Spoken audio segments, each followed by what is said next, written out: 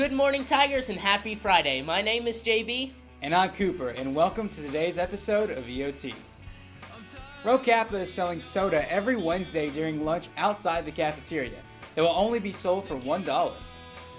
Also, every Friday, the cheer team is selling sweet tea and lemonade for $1. Now let's see our weekend weather with Alexa. Today we will have a high of 84 with a low of 66. And this weekend, on Saturday, we will have a high of 83 and a low of 67. And on Sunday, we will have a high of 79 and a low of 64. That's all for weather. Now back to our anchors. Thank you, Alexa. The other day, we asked you guys if there was a pool on the roof. Let's see your answers for that. Yes, I've heard there is a pool on the roof. There is 110% a pool on the roof. It's above the gym.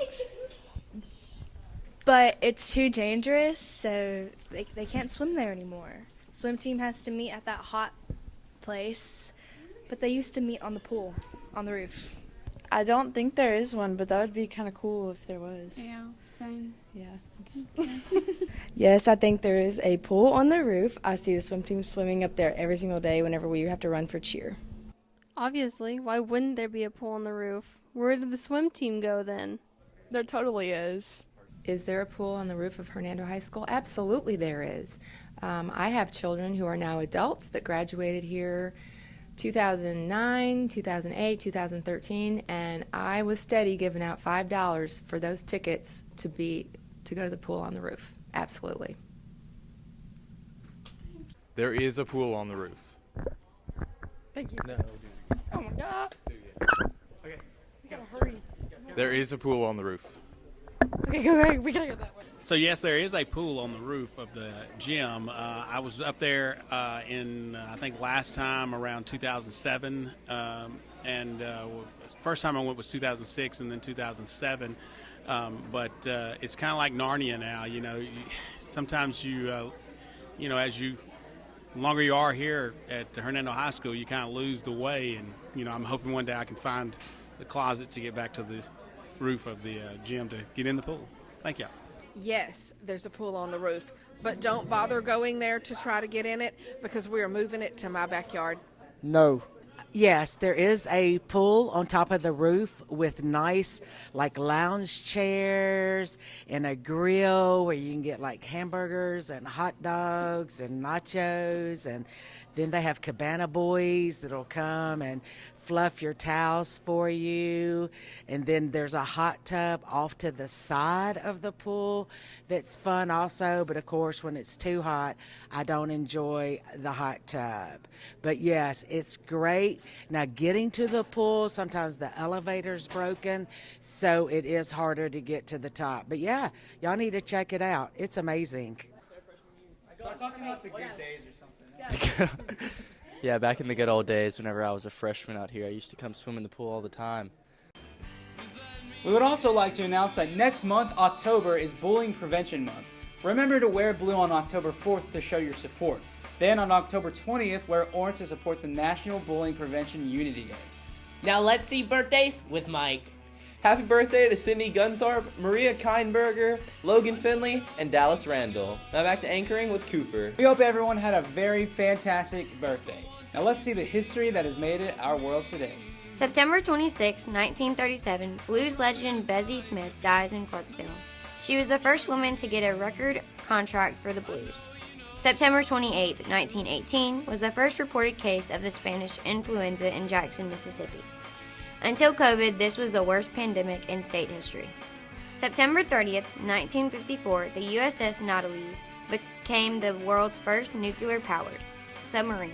Don't forget to enter our weekly giveaways. To enter, text our Remind account at EOT Gives to 81010.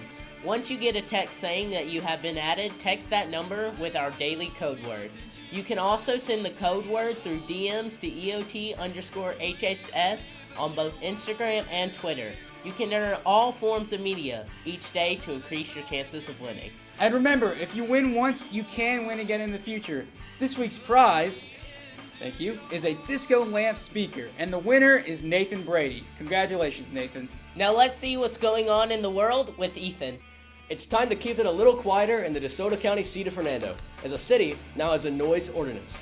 On a 6-1 vote, the city's Board of Aldermen approved the new ordinance, giving for the first time specifics on the level of noise that residents may have to deal with, and when and by how much volume that needs to be reduced.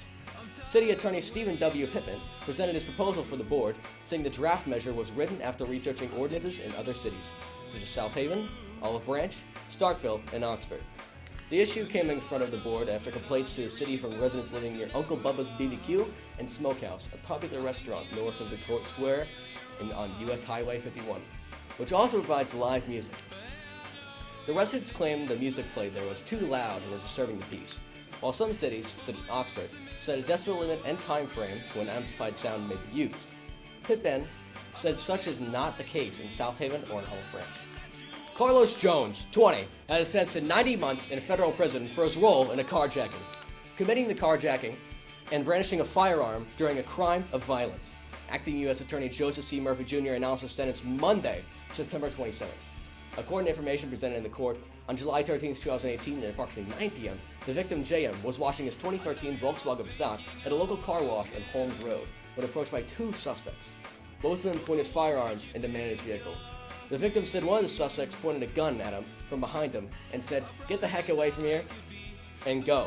Surveillance video showed the suspects enter the car wash in a white vehicle, exited the vehicle, and approached the victim. Footage captured the victim's vehicle leaving the car wash, followed by a suspect's vehicle. The victim's vehicle was tracked, and GPS was later recovered from an apartment complex in South Haven, Mississippi. Fingerprints belonging to co-defendant Angelo Bunning, 22, were recovered from the interior of the vehicle. The victims positively identified both co-defendants as the suspects responsible for the carjacking. Bunting was previously sentenced to 20 years for this carjacking, as well as others. On Tuesday morning, hours after New York's vaccine mandate for healthcare workers went into effect, Deborah Conrad was pretty sure she lost her job. The 46-year-old physician's assistant, who works at the United Memorial Medical Center in Badavaya, has refused to get the shot, and was one of tens of thousands of unvaccinated New Yorkers whose employment hung in the balance after the state's order went into effect at midnight. Conrad's co-worker told her she was no longer on the schedule for next week, and her email seemed to have been shut off. On Wednesday, Governor Cathy's office indicated that a major crisis had been averted at the hospitals, some of which prepared for a staff shortage. The volleyball team is selling chicken biscuits before school every Monday and Wednesday for $3.50. Homecoming is coming up in a few weeks. It's the week of October 4th through the 6th. The first day is Marvel Monday, then Team Tuesday, Walt Disney Wednesday, Throwback Thursday, and on Friday, it's Black and Gold. That's all for today's announcements. Stay tuned for our lunch menu, sporting events, and ACT dates, as well as Now Playing. We hope you have a great day. And go Tigers!